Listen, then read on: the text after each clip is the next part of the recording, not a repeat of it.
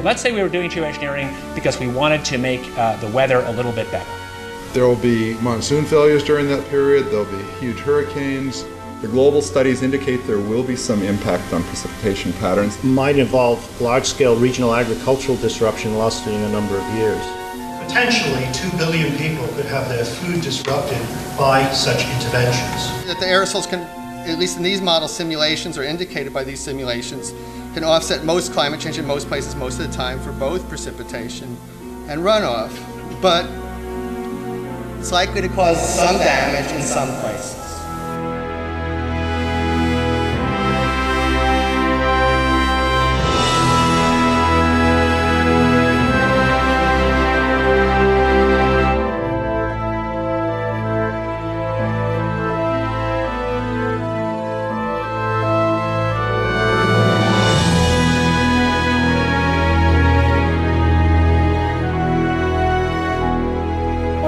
I want to be either an artist or a teacher.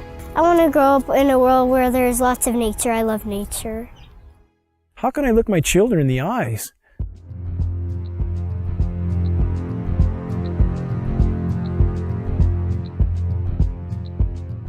and not try to shed the light on this issue, knowing every breath they take is laden with these metals? I have been forced to conclude that there is no greater or no more immediate threat to anything that lives and breathes than the global geoengineering programs short of nuclear catastrophe.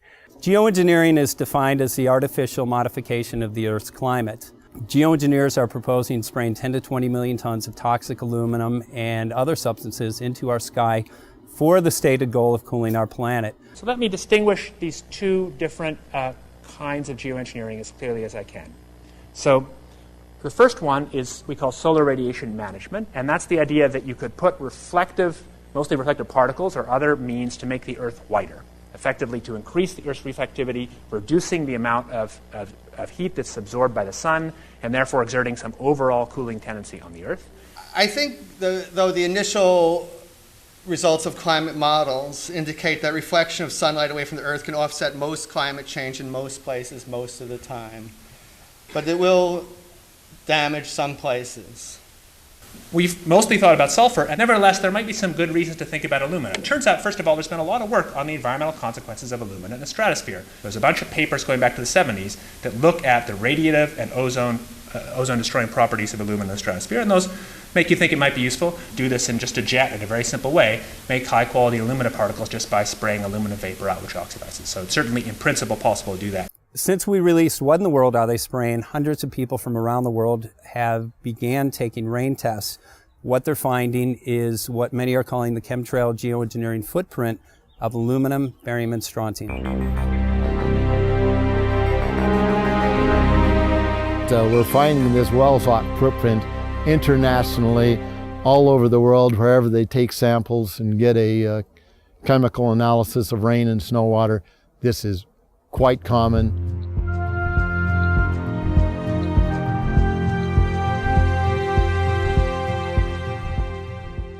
Wherever you see the jet chemtrails go over, you're going to get aluminum, barium, strontium coming down on you.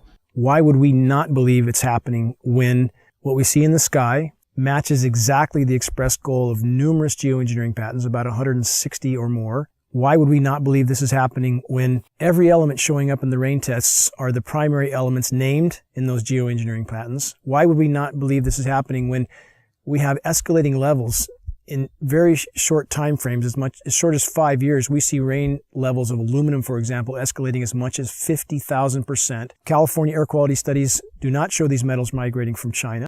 And it's of recent origin, so this bombardment of heavy metals that's raining down on us is coming from somewhere. Why would we not believe geoengineering is occurring when the weather patterns are so altered here in exactly the manner stated by geoengineers and reports on the consequences for geoengineering, which are diminished rainfall, which are increased ozone destruction? We have a massive ozone hole in the northern hemisphere now. Should aluminum be in the soil in the rain? And yes, it should be in the soil. It's naturally there. Always was there. And should it be in the rain? Well, absolutely not. But the standard reply has been your samples are contaminated But since we are getting samples now that show 0 aluminum, and we're getting lots of barium and strontium and 0 aluminum, so that just proves that if there was dirt in our samples of some sort, dust blown up from the ground, we should get some aluminum in some detectable quantity.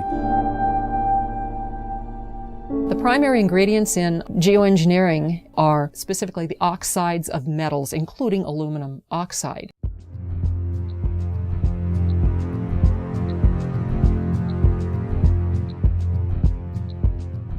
This is devastating to plants, totally devastating. The trees are dying. Why? Approximately 2 years ago, I rode in the back, and you can ride in the back of my place for miles. You can go all the way through the woods, creeks and everything, and it was, I say was, gorgeous. And the day before yesterday, I took a ride, and I rode in the back, and what I found was total devastation. As I pointed out before, Michael, we're seeing, as in this example here, very hardy native plants completely flash out dead. That looks like it's been hit with some kind of a chemical. And we've only seen this in the last couple of years. And there's another one there, back over there. We're seeing mature madrone trees, which are 70, 80 feet high, flash out dead, just like this. USDA refuses to investigate it. The pH typically around here should be about 5.6. Well, since the contrailing got heavy, I watched the pH here in these forests, well, go up, I guess would be the word. From 5.6, it went about 20 times more alkaline. Very big red flag of fallout from these materials are pH changes to the forest floor. We have very extensive studies from the U.S. Department of Agriculture on the soils in our region, and those soils have changed in 5 to 6 years. The pHs have changed in this area as much as 10 to 12 times toward alkaline in 5 to 6 years. I've personally been in the forest testing with USDA soil scientists who just scratched their heads and seem to have no explanation for incredibly profound changes in pH, which is affecting the ecosystem here tremendously. Aluminum buffer action, aluminum hydroxide is what we think it is, plus the barium carbonate, strontium titanate, strontium oxides, barium oxides, probably some aluminum oxides in there, that this has apparently driven our acid soils about 20 times more alkaline to about 6.8. There are simply too many dots here that connect. Our skies are almost never blue anymore. That is a named consequence of geoengineering. The amount of lost sunshine hitting the planet right now is beyond belief. If people look up the term global dimming, they will see that fully 20% of the sun's rays that reached the planet several decades ago are no longer reaching the planet. I mean, that's a profound change that few people even know is occurring. And you have very visible occurrences in the sky from the aircraft, a very visible sun-blocking, expanding, dingy trails that are exactly what geoengineering patents describe. Heavy aluminum, I'm talking like in the 40s and 50s up to 3, 4, 5,000. That's still common. Barium, strontium to somewhere 40 or 50 to, again, about 2,000 or 3,000. Same for both barium and strontium. Where is this mountain of metal coming from? Why is asthma, ADD, Alzheimer's, autism, all elements related in many studies to aluminum or particulate inhalation? Why are these ailments going off the charts with no apparent explanation? Why has respiratory mortality in the continental United States gone from 8th on the list to 3rd in 6 years? And no one seems to ask any questions. Why every other person has asthma now? Why every other commercial on TV is an allergy medication? And again, when David Keith, the world's most recognized geoengineer, was asked on the record, had there been any studies done as to the consequences of dumping 20 million tons of aluminum in the atmosphere, his answer was patently no. While geoengineers claim that their models are to cool the planet, a number of studies now are arising that indicate, yes, temporarily there will be regionally cooling as these particulates reflect the sun. However, they actually at night act as a blanket and will warm the planet. So the question now remains, why in the world are they spraying? One of the things that geoengineering is about when you're environmentally doing something with the atmosphere is that you can be engaged in weather modification. Historically, weather modification in the United States began to be looked upon in the 1940s as something that people would want to do.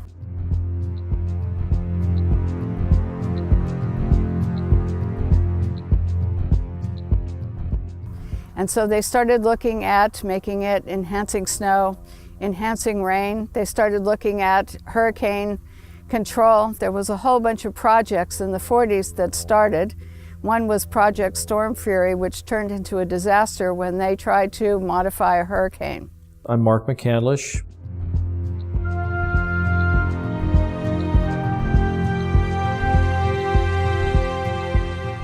And for the better part of 30 years, I worked in the aerospace and defense industry. Had a secret clearance twice during my career.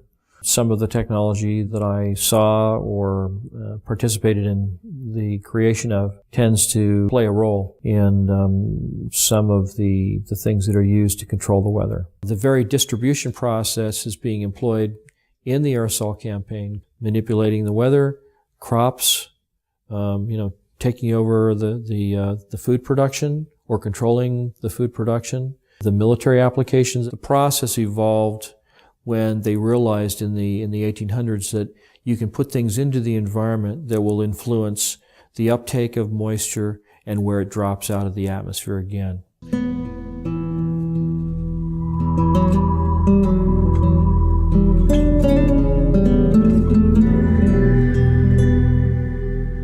name is Scott Stevens.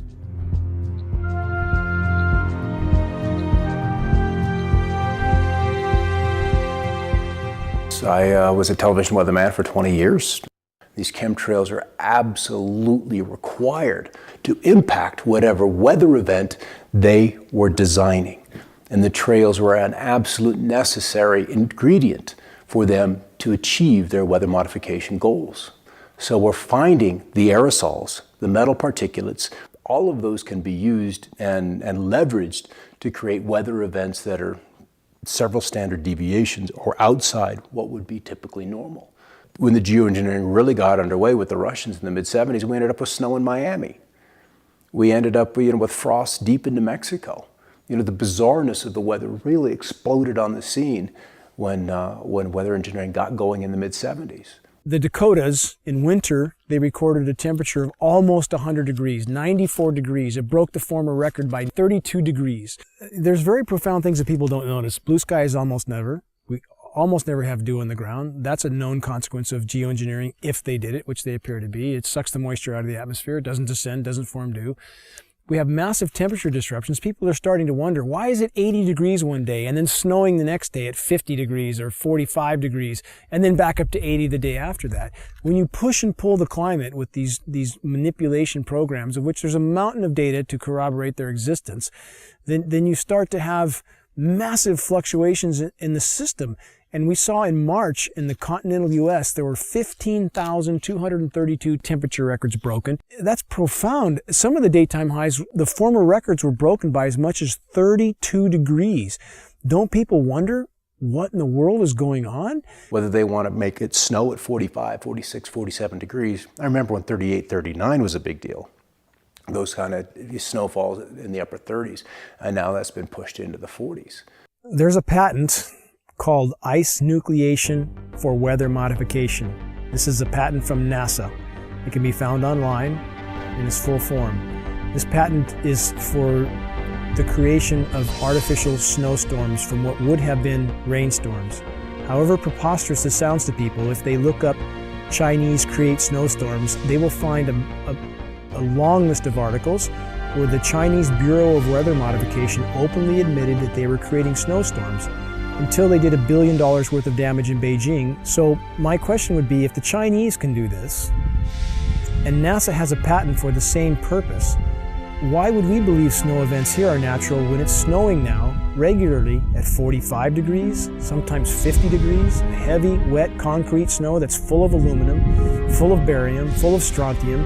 Consider the ice pack in their first aid kit that can sit dormant at room temperature for decades until the chemicals are mixed together, at which time it creates ice. As an on-air meteorologist, I had a responsibility to my audience.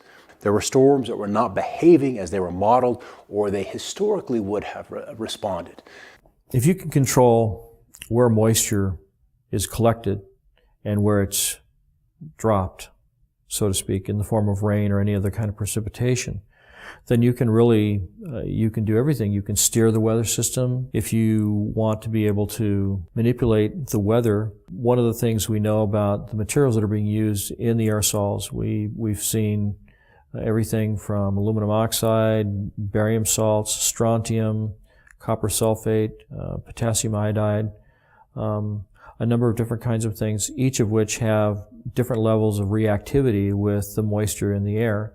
Some like aluminum oxide tends to sequester the moisture. The aluminum oxide nanoparticles, which are microscopically fine and uniform in size, attract the humidity, the moisture in the air, and it basically forms like a nucleation process where the moisture condenses on these particles. With cloud seeding, the cooling will be achieved by making clouds reflect a bit more sunlight back to space than they would otherwise, and less sunlight reaching the surface would tend to cool the planet. These aerosol particles act as something called cloud condensation nuclei, and these are sites where these particles act as sites where cloud drops can form.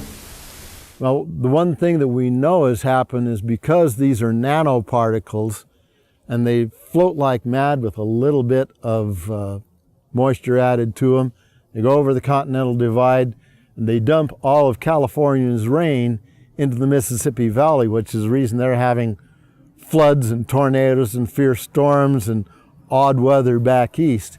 The effect here in California is drought. Now then, if you hit that area of the sky with a beam of a particular kind of radiation, and you can heat those particles up, just like heating up, your cup of coffee in the microwave, these particles begin to vibrate and resonate if you use the right frequency of RF energy, that they then heat the surrounding air, and they will take all of that air and the moisture that's in it to a higher altitude where it's much colder, and it'll condense and then become a low pressure system. Well, there's a couple of locations where they tend to be very interested in leaving their trails. The big one and the surprising one for me is under areas of high pressure, where you would expect to see the blue skies, the dry conditions. Those are prime targets for trailing. A couple of reasons. High pressure is stable. It's relatively still. We've got the clockwise flow around it. And if you accentuate the high, and so it's very easy to add those particulates of aluminum, barium, and whatever else they want to put in there. And as you add heat to that, those particulates then radiate the heat into the atmosphere and it warms. What does a warming atmosphere do? Boom, it expands. So that's one way. It's a very simple way, but it's very apparent because under the high pressure, it's supposed to be quiet. It's supposed to be still. It's supposed to be blue. And we're not seeing that. Then as the storm approaches, the high begins to recede. And then they're running the flights back and forth, back and forth, back and forth, and literally seeding the leading edges of the cirrus. So the cirrus canopy is accentuated. That cirrus canopy, which would maybe be 200-300 miles out ahead of a cold front, is now 450 miles. Based on geoengineering data, it would appear the Pacific Northwest gets an excessive amount of the fallout from these programs because much of the weather, much of the precipitation and the storm tracks and the jet stream move across us. So as stated by globally recognized geoengineers like David Keith, that's the type of area they would want to seed these particulates as incoming fronts start to cover landfall. And that's exactly what we see here. When there's any kind of incoming front, we see jets everywhere. The global studies indicate there will be some impact on precipitation patterns, and obviously there's a lot more opportunity for work in that area. After studying my time-lapse surveillance, one of the reasons I discovered for the trails was that the persistent ones would break, they would misshapen or deform, and other planes would come along and precisely mark off those locations of deformation. And you're not going to get that with a regular fleet, so this had to be one of the primary purposes for chemtrails, in my opinion, was to measure off where we have these discontinuities showing up in the atmosphere. And in doing these actions and discovering those zones where there's different energies in the atmosphere, I think that plays very closely into their weather engineering programs of mark, surveil, and then that data goes into a weather model that they can then use to forecast or, once again, engineer the weather to their designs. But you can also influence what happens locally with the atmosphere by painting the materials that these aerosols are made of with different kinds of radio frequency or RF energy, radar, microwave, the HARP system. You know, HARP is an array, a field of antennas, radio frequency antennas. They're 72 feet tall, and they have a cross dipole across the top that's about 60 feet in each direction. 180 of these are in the array today, so you can imagine this field of antennas. What happens is by firing each one, they produce radio frequency energy that normally comes off of an antenna, spreads out rather rapidly. Same principle.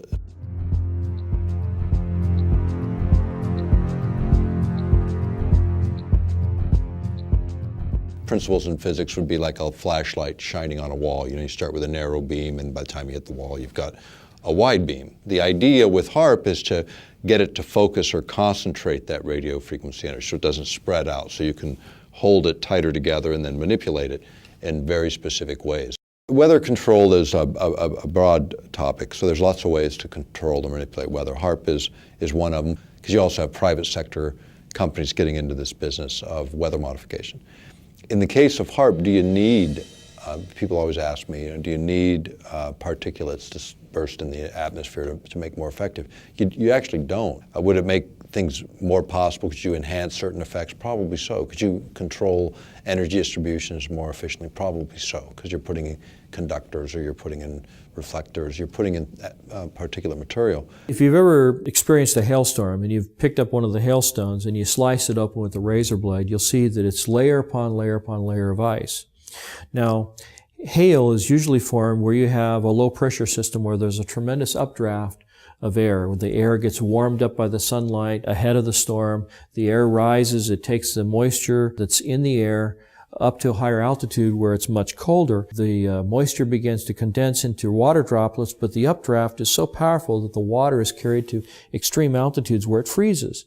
And it begins to fall, and as it falls, it starts to be caught up in the updraft again, so it's circulated up into the air again, and so each time it's lofted up into the atmosphere, more of the moisture that is condensing on the outside of this nuclei of ice begins to form another layer, and each time it's caught back in the updraft, it goes up again and it gets another layer of ice. And so if you have a system like HARP working in conjunction with aerosols, chemtrails that are spraying in the air, you can actually create updrafts that are so powerful that you can have these hailstone circulation patterns going over and over again, where you get hailstones the size of baseballs or even softballs.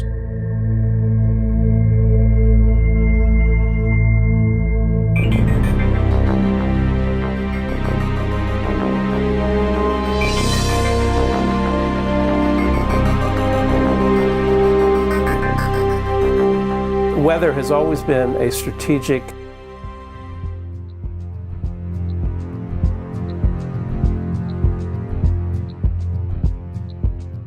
desire to control by the generals, whether it was Napoleon marching towards Moscow, or Hitler in his Russian campaign, or our own Pacific Fleet trying to understand typhoons and use them for our strategic advantage. War and weather are very closely connected.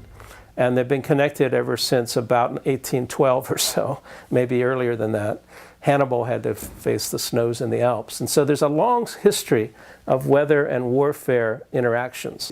Environmental manipulation is like the ultimate method of covert warfare, because you can literally shut down food production. You can create a situation where the people within a country revolt against their own government, and you're invited in to mop up the mess. The issue of owning the weather by 2025, which is a military publication, we've quoted it as far back as, I think, 94, 95 even. But you go back to these earlier reports and you look at sort of what was the objective, and the objective is exactly that: control the battlefield environment. Environmental factors give you an absolute advantage. If you can weaken your adversary before you have to fire the first bullet, maybe you even win the war. Whether it's incredibly historic sandstorms when we're invading Iraq, or you want to drought out or flood out a dictator that you're not happy with, or obscure a beach when there's a landing, or if you just want to make money on the futures market. Owning the weather by 2025, using the weather as a force multiplier. And this kind of goes back to what I was saying before about if you can control where a weather system goes and how much or how severe the weather system is, then you can do other things like you may have heard more recently that many of the aircraft that we've been developing are what they call all-weather capable, which means that they can fly in any kind of weather. They can shoot and target the enemy under really nasty weather circumstances. And these are all things that you can use to your advantage if you happen to be controlling the weather also, because you can have a terrible storm front come in and make it difficult, if not impossible, for the enemy to operate on the ground or to fly their aircraft if they don't have aircraft that are as sophisticated as the ones that you have. And so by creating or using the weather as a force multiplier, as the title implies, that you can achieve an advantage over an enemy force that gives you the upper hand. One of the ideals of the Air Force is to have this all-weather Air Force, or to have their pilots coming back safely and using the weather as a salient against the enemy and clearing out their own airports from, say, from ice fogs or from bad weather. And so if the idea here is that if we can fly and they can't, that's a great military advantage. There was also research studies on hurricanes that the scientists were truly curious about the behavior of hurricanes, but their military patrons were very interested in how to steer them or direct them in certain ways, almost as a guided weapon. This jet stream that's moving across, and it shoots 50 miles north and then 75 miles east and then drops back south again, then kind of goes on its way. And they attributed that little dog leg in the jet stream in Alaska to swinging storm systems out of central Texas into central Florida, where they deposited a couple of tornadoes in the middle of Orlando that were like really rare to see in that part of the country. And so people remember that event and they remember that situation.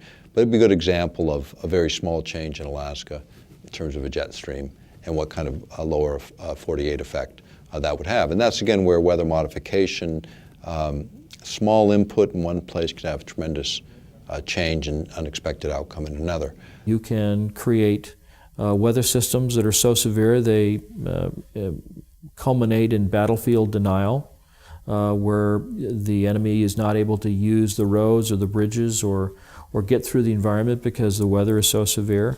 And you can use the weather to destroy his crops, deny him a food source, destabilize his population because people get hungry. When they're hungry, they get angry and nasty and they don't like what's happening.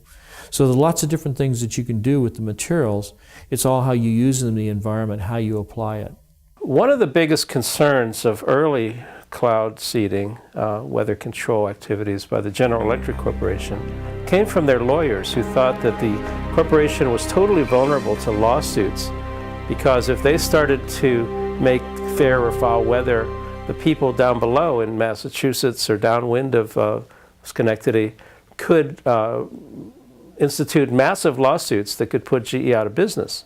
So the first response to weather control from their in-house lawyers was to shut it down, was to give the project to the military and ask them to do it, with the GE lawyers only being the consultants on the project. So they were allowed to suggest and design certain activities, but they weren't allowed to touch anything or throw anything out of the plane. The United States government during the Vietnam War perfected weather modification techniques, and also they perfected releasing toxic chemicals like Agent Orange over many areas to defoliate land, trees, grasslands, and other areas. But this is technology that does come up, and it comes up when you see that the technology is advanced far enough to where the practicality of utilizing it in the battlefield environment and the temptation by administrations. I mean, the best covert war is using the environment itself against your adversary. It was a military moment, and it was actually from pretty recent history. And this was the U.S. military thinking that they might be able to control the monsoon over Vietnam during that conflict. And so only a handful of top-level military advisors and the president were informed that they were going to try to make it rain over the Ho Chi Minh Trail and try to have some military advantage by doing this kind of intervention. When you start talking about manipulating the environment, we have treaties that go back to the mid-70s that forbid this, number one, as weapons of war. So the perfection of weather modification took place, but it became apparent that using weather modification for wartime purposes was not acceptable to the United States government and other nations of the world. So therefore, the NMOD Treaty came into being and was signed by the United States government after passing Congress. The reason it was signed and implemented was because it would ban warfare, weather modification techniques and use during times of war. Almost all of our treaties that we've signed, including the non-proliferation, counter-proliferation treaties, chemical treaties, the ones that were signed recently, last few years, back maybe a decade now, I guess time goes. But they had domestic exemptions, and so does the environmental treaty, where you can do whatever you want in your own territorial boundaries. I mean, you start manipulating weather in one part of the planet, it doesn't look on the ground and say, oh yeah, wait, this is the boundary of a political boundary. It fails to recognize those. So you start to talk about geophysics and manipulating the planet itself, then it's a question of those kinds of exemptions shouldn't even be allowed. Meteorology and the military have a very long history, as I said, and it goes into the strategic advantage that multiplies your traditional force, that is your armament, into using nature to your advantage as well.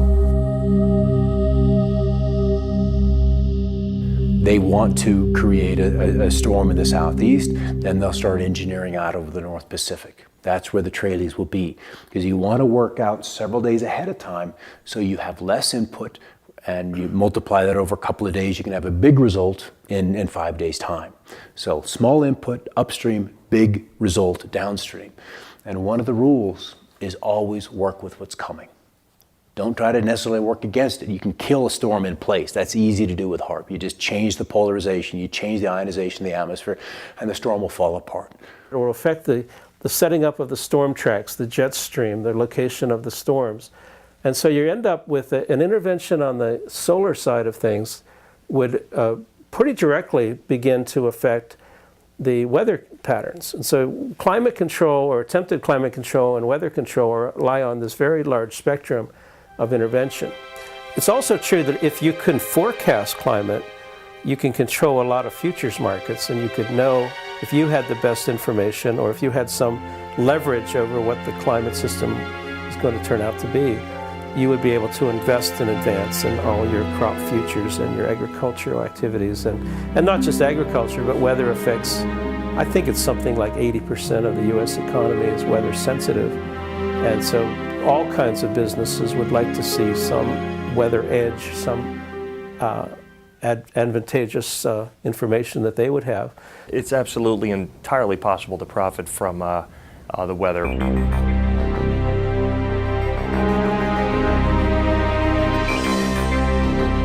My name is Michael Agnew. I'm an independent trader.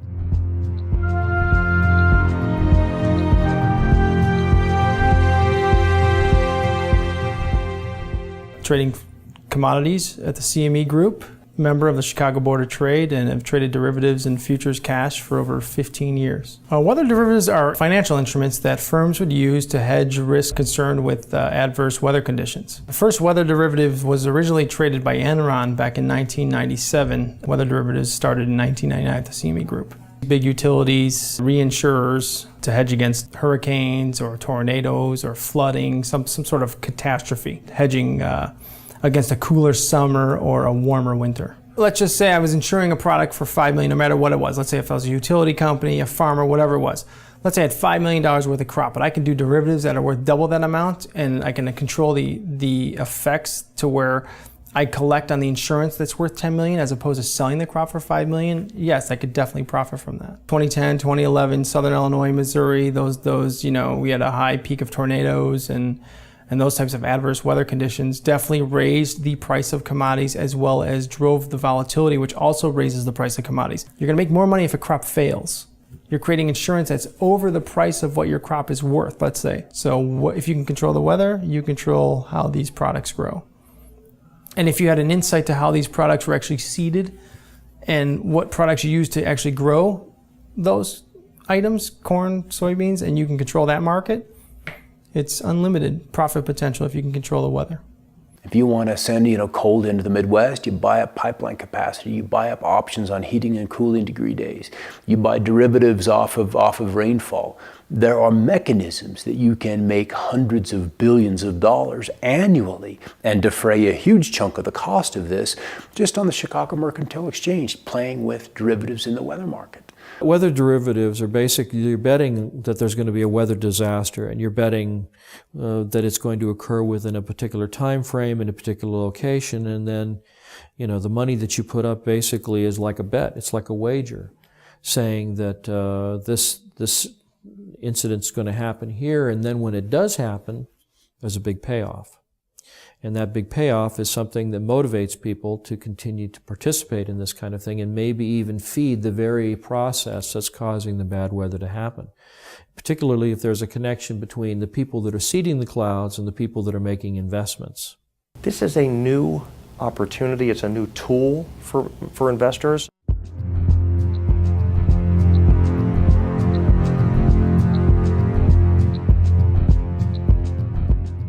Even if someone has no interest in, going on the offensive side and buying things, it definitely behooves them to be aware of what's going on out there. The extreme weather is here, and it's not going to reverse itself. The weather event has to be severe. Ionospheric heating, in fact, these instruments, when they were first utilized, which is in the former Soviet Union back in the 70s, they started out then, they still call these ionospheric heaters because in one mode of operation, you can literally create above this instrument on the ground, you can heat an area up to 30 miles in diameter in the ionosphere. So you heat it up, and by heating it, it literally raises it. So then imagine this column moving up several hundred kilometers out, and then the lower atmosphere begins to rush in and fill that vacant space, that void. And as a result, you're altering pressure systems for quite a distance, which of course alters the weather. You're also able, if a jet stream is coming in the air, you're able to alter its course.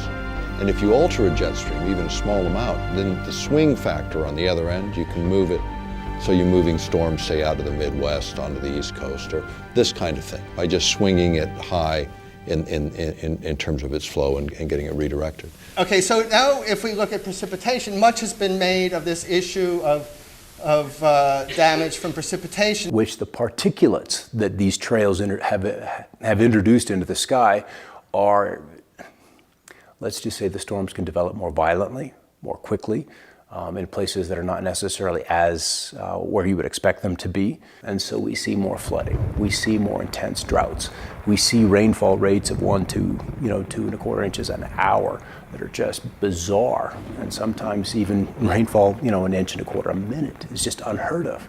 And so you have an area that's already been heated by the sun's rays, and then you have the aerosol drift in over that area, and it's reflecting both ways. It's reflecting the heat of the sun back out, but it's also trapping the heat that's already been created there by the sunlight. So it will actually create more heat and trap heat inside and closer to the atmosphere. It can actually exacerbate global warming problems. And if you become more aware of what's happening, where the global commodities are, what extreme weather events, you're one step ahead of them.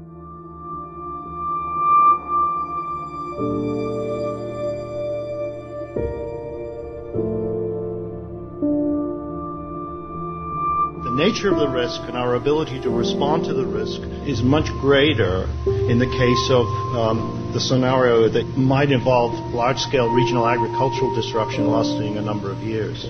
So the agenda was drought. The agenda was to kill the storm, at least in that one particular spot. You see a tremendous and significant loss of property and crop production. Many times this will cause farms to go out of business. And when farmers go out of business, they usually have to sell. And then if there's somebody waiting in the wings to buy their land and then turn that land over to the production of genetically modified crops, you can see where there would be kind of a strategic advantage there. There's something that happened in the Midwest, and I'm sure everybody's heard about the flooding in the Midwest. And what happened is George Soros and his big corporate monolith went in and started buying up the farmland. So not only is it creating all these stresses, it appears to be a corporate land grab. In other words, when the farmers, the small farmers, go out of business, they're wiped out through these droughts and everything, then the big guys come in, buy up the land. And if you think of Western history, there's a lot of it concerning water rights and even water wars. And so they were shooting about access to water to water your livestock.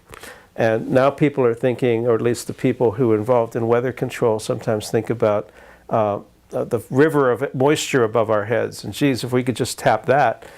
But that too is a water right that would involve access to people that felt that maybe they had prior rights over it. You're reducing the food security of people through deploying these kinds of approaches that Potentially 2 billion people could have their food disrupted by such interventions.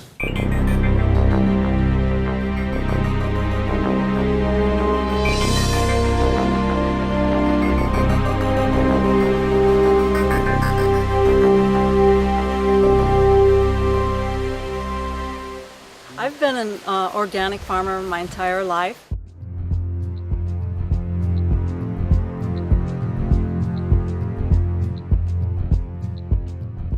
And I've been, in the last 8 years, been certified organic.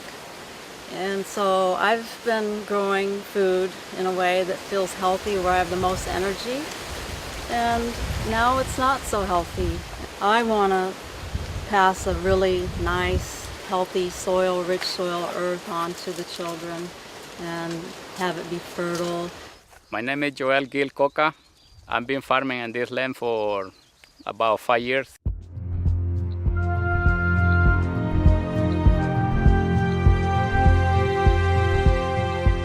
Since 2007, and I'm certified organic since 2001. 10 years ago, when I started working for myself, we can grow cilantro, no problem. We can grow basil, no problem. We can grow Chinese cabbage without get trouble, or any vegetable. But 10 years after, 5 years after, that everything started declining. Could you add some of the environment that affect a large population? The answer is absolutely yes. I started seeing chemtrails being laid overhead more frequently and noticing the change in the crop production. What we see in our area, anytime there's convective clouds, anytime there's a large cumulus cloud forming and beginning to rise, we hear aircraft in the vicinity, we see them actually flying over these convecting clouds, and then in a very short time, before those clouds generally will drop any precipitation, we'll see the entire cloud more or less dissolve into what looks like a massive smoke bank. If you can control the weather, then you can control where the rain falls or where it doesn't fall. And if you can do that, then you can control whose crops survive and whose crops thrive. And if you happen to be favoring a corporation or a group of corporations that are flooding the market with genetically modified crops, you can see how manipulating the weather can actually change the market share that one or more corporations have. And there's lots of different ways that you can do it. You can do it by denying precipitation or by giving too much. You can cause, unusually large hailstones to come out of the sky and completely obliterate a crop of corn. There's lots of different ways that you can do it. Tornadoes rip up an entire town, like Joplin, Missouri, I think it was. If you look back at the tapes of those weather systems and you look 5 days prior to that, you'll see that in those days preceding those events, there was all kinds of aerosols being sprayed all along the California coastline, where the moisture for those storms came from, where those storm systems originated. It's insidious when you think about it. Well, Michael, I've seen since the chemtrails have come, there's a direct correlation with the way the food doesn't look as healthy and vibrant, and less of it, and that concerns me. And of course, all crop losses are related to weather modification problems, either climate, worldwide weather, or local weather, which is called microclimates. And these microclimates definitely determine what crop grows where and in which community. And so therefore, without stable microclimates, we cannot produce as much food for the rest of the world and ourselves as when we have a more stable microclimates, not only in the United States, but in other countries as well. We fertilize it really good and they still have a lot of trouble to produce. And I think this is not fun because we're losing a lot of money putting into this kind of production. In 2008, 2009, 3 times I lost my complete planting of Chinese cabbage. Weather events is one of the key components to most commodities that are traded. Let's just say your agricultural group, corn, soybeans, wheat, something along those lines. Weather is by far the largest affecting factor in the price of those commodities. If one farmer's crop fails, we have a major crop failure, say in corn, now that's going to affect every other company that uses corn in their manufacturing process. There's going to be less of it. And anytime there's less of something, that creates a price rise. Demand rises, okay, because there isn't any of it. There's only one thing. You've got 5 people that want it, so they're going to pay more money for it. The companies know that, so they're going to hike the prices up anyway.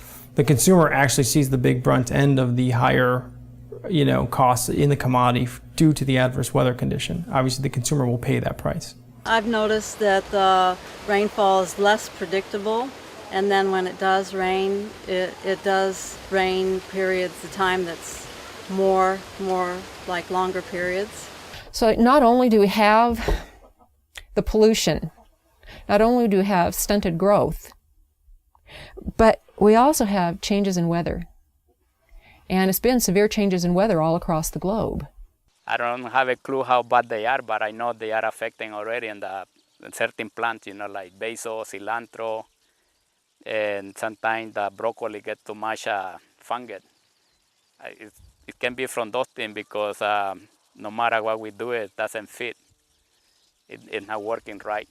It appears to be a fungally related ailment, and if one looks at the species extinction rate, which today is estimated to be 1,000 times natural variability, that's 1,000 times normal, a figure you'd think would alarm most reasonable people, which is 100,000% of normal, and 70 to 80% of that extinction, plant and animal, is related to fungal infection. Geoengineering particulates are known to proliferate fungal reproduction. Abiotic stresses are drought, cold, heavy metals, excess moisture in the soil. And Monsanto has a patent that actually addresses all of those abiotic stresses. And the plants that it addresses is everything from apples to zucchini. 2011 was one of the worst years for things that create abiotic stress.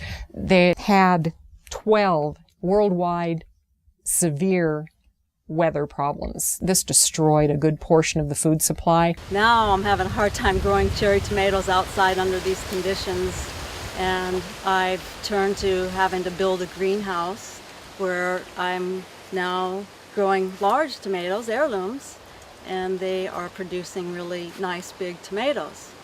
I see that the tomatoes that I planted now are really healthy and the ones outside are dying. The Midwest grows 40% of the world's corn, and it does have a tendency to flood. So we can expect more and more flooding. According to the statistics, the EPA statistics say that there's going to be more and more flooding. Monsanto is one of the world's largest chemical companies.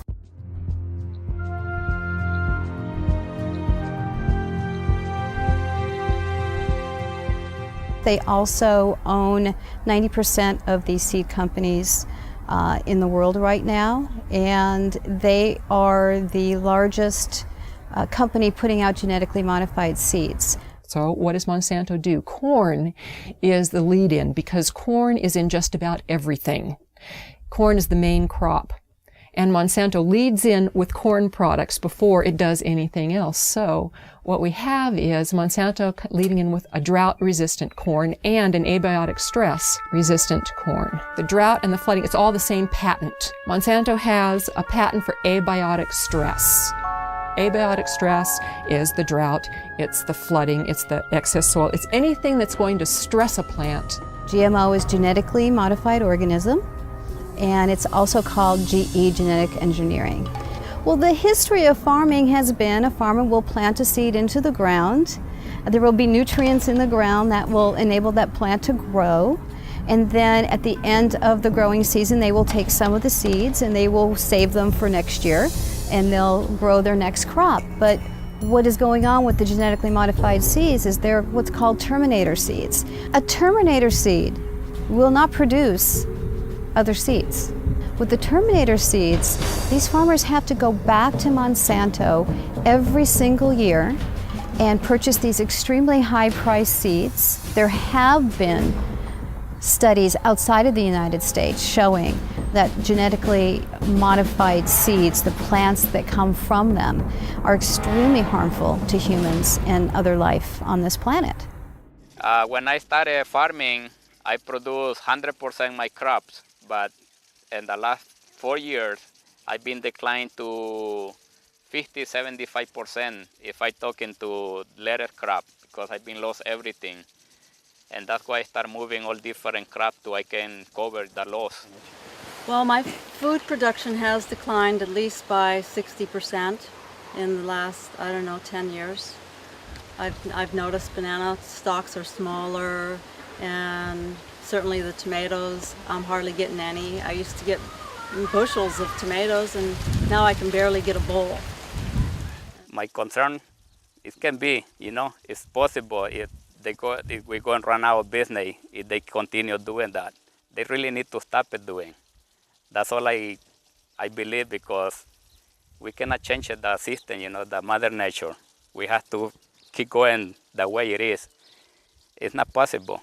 On the other hand, heat stress is going to be one of the things, or thought to be one of the things, that might limit production of crops throughout the tropics. And so there are some questions of trade-offs of, if you think you're going to benefit many people and harm some people, how do you deal with this issue of equity, and what are the options for dealing with that?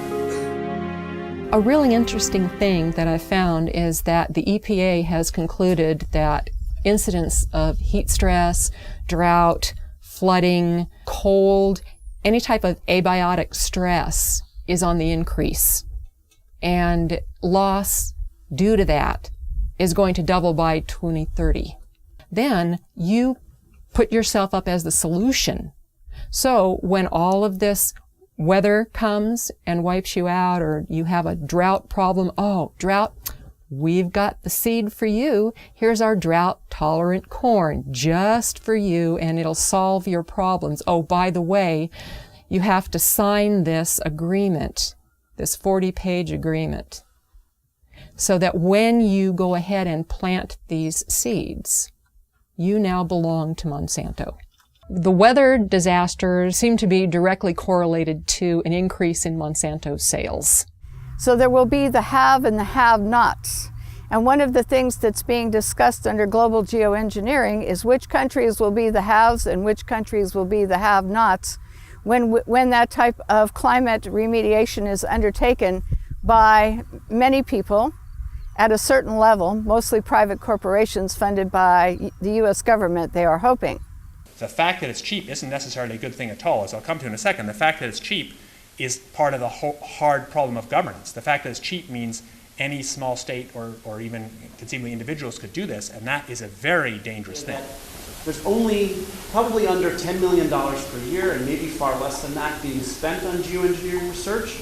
It's a mix of a handful of government grants and some private money, including support from Bill Gates Bill Gates invests in geoengineering. Geoengineering destroys crops. Monsanto supplies the seeds to replace those crops. Bill Gates invests in Monsanto. So Bill Gates makes a ton of money, Monsanto makes a ton of money, and the small farmer gets squashed. Corn prices go higher because of a severe drought in this country. Where 41% of the country, or the world's supply of corn comes from. So corn prices are higher, the farmer has more money, so what does he do? He buys fertilizers, which drives up the mosaic stock, or he could purchase genetically modified seeds from Monsanto. You've got severe drought in Africa. In 2011, there was a severe drought. This is causing nothing but death. It's causing starvation, it's causing malnutrition, it's causing a severe water shortage. How do you grow anything without water? You cannot grow anything without water. So what does Monsanto do? They say, oh, we got a drought-tolerant corn for you. There's been an excessive push to get bioengineered crops into Africa. They look at severe conditions as an opportunity. They're disaster capitalists. Okay, so here you have farmers, and they've got flooding, they've got droughts, they've got everything that totally wipes them out. So what happens? Okay, if they plant it early enough in the year, they can go ahead and try and plant again. So buy more seed. Okay, buy Monsanto seed. So they're just raking up on that end of it. Okay, so if you can create enough weather manipulation, you can shorten growing seasons, you can create enough of that disaster, and you've got the seed supply, they've got to come to you.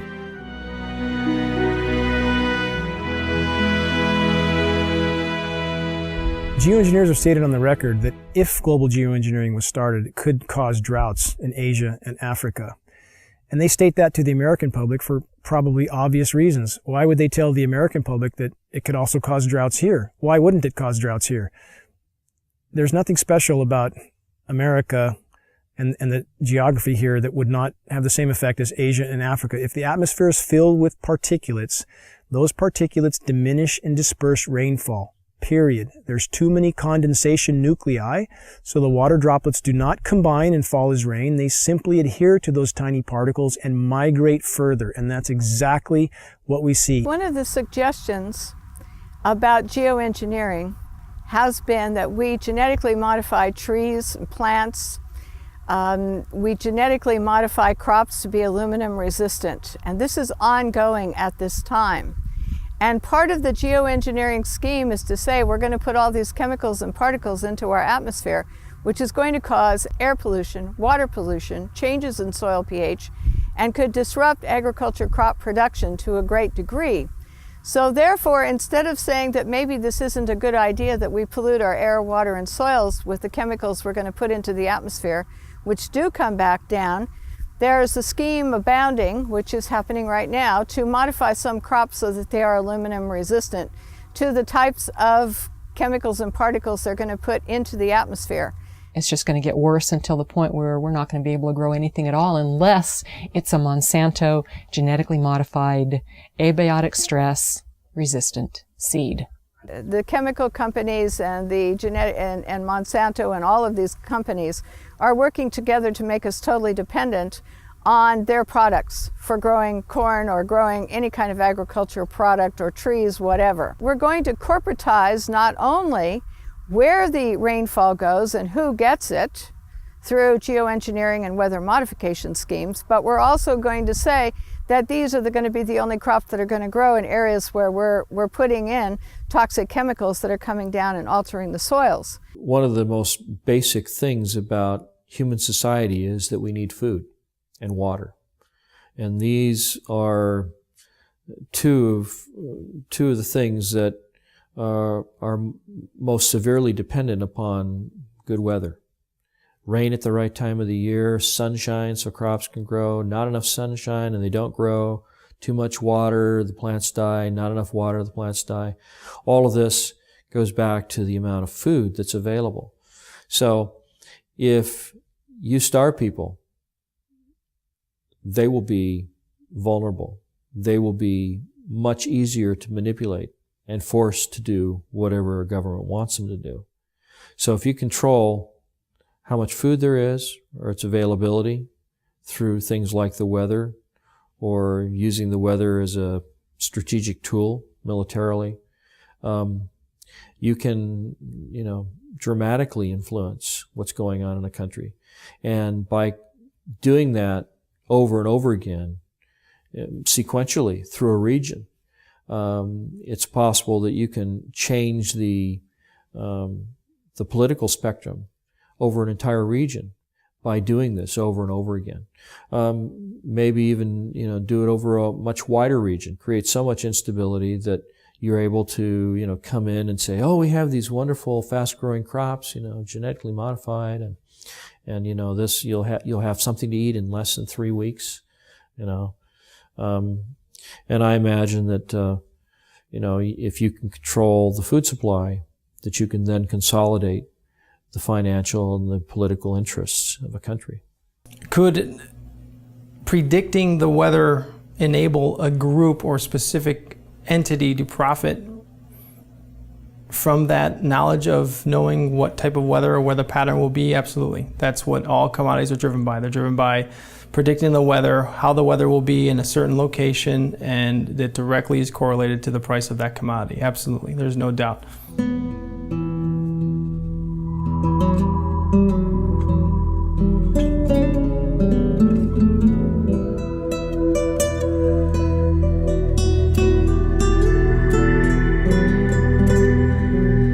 While there are a number of agendas associated with these damaging programs, one thing's for sure, they can be used to control our weather and thus corporatize every natural system on the planet.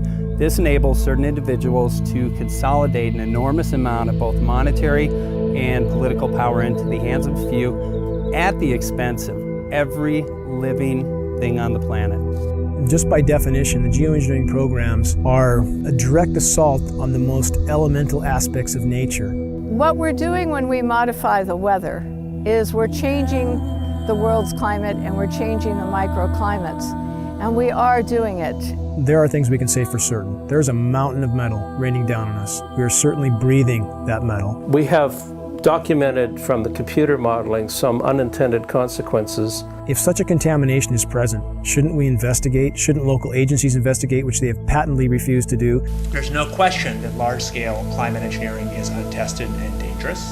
I would disagree quite strongly that it is doesn't exist. I think that the capacity to do it in engineering terms most certainly exists, and that's part of the reason we have to think seriously about how we manage that. We are breathing a mountain of metal, and that can't be denied. If geoengineering continues and the weather manipulation continues and genetic modification continues overtaking, we're going to lose our ability to grow good, nutritious food. We are going to lose our ability to thrive.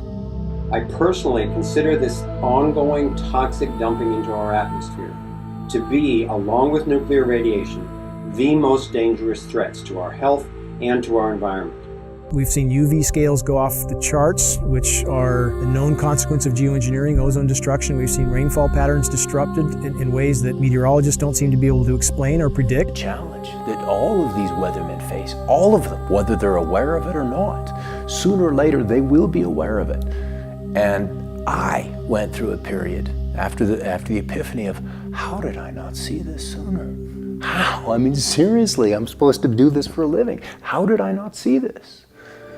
We seem to have lost our moral fiber and our ethical compass when we talk about that we all should live within an experiment that somebody else is conducting. If you knew or could predict the weather at any given time, at any given area, then you control the fate of mankind and what they pay for everything.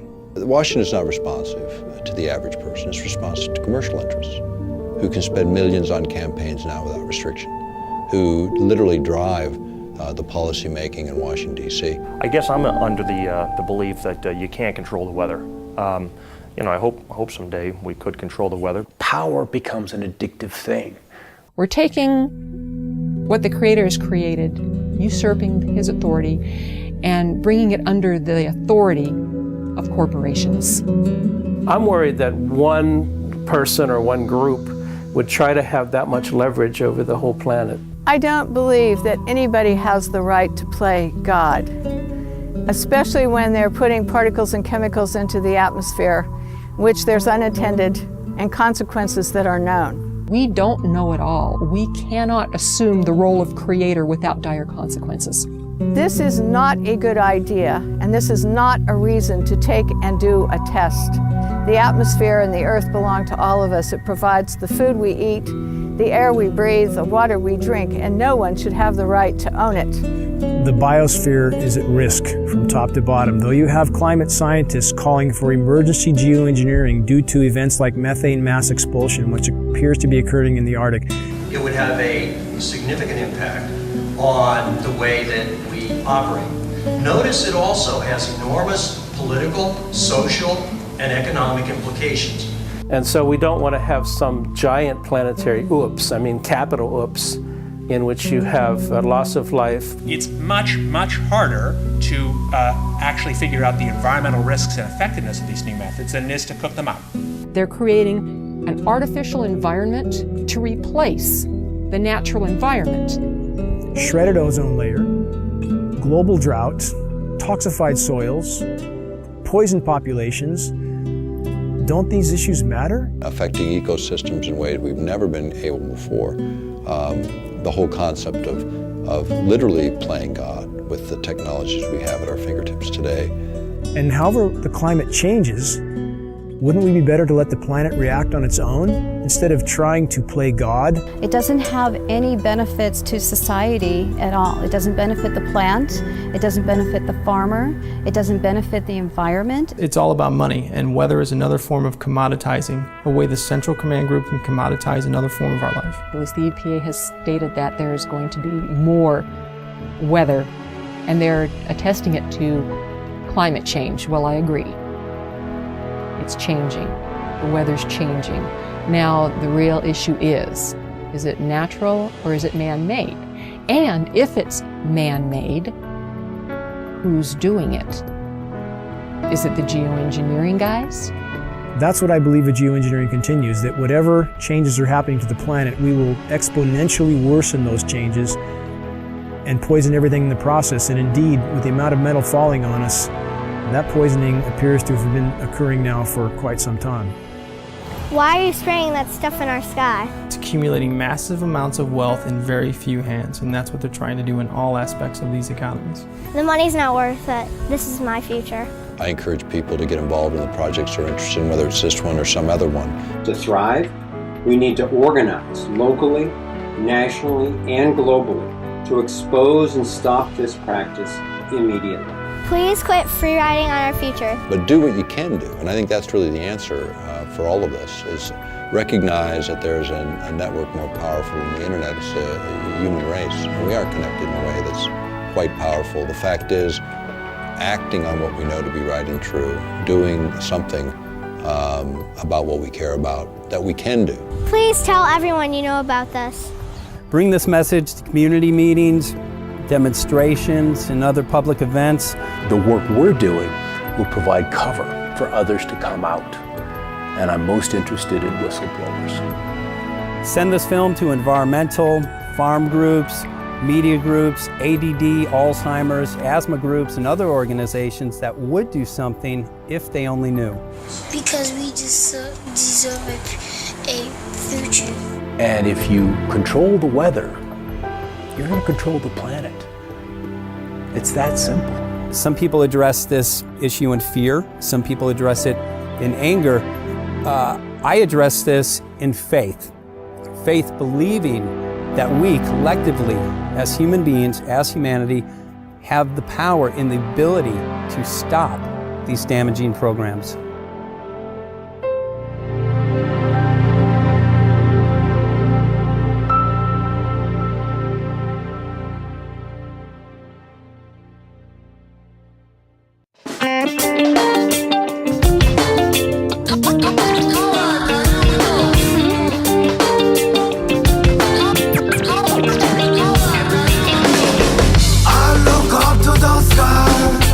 Can you tell me why?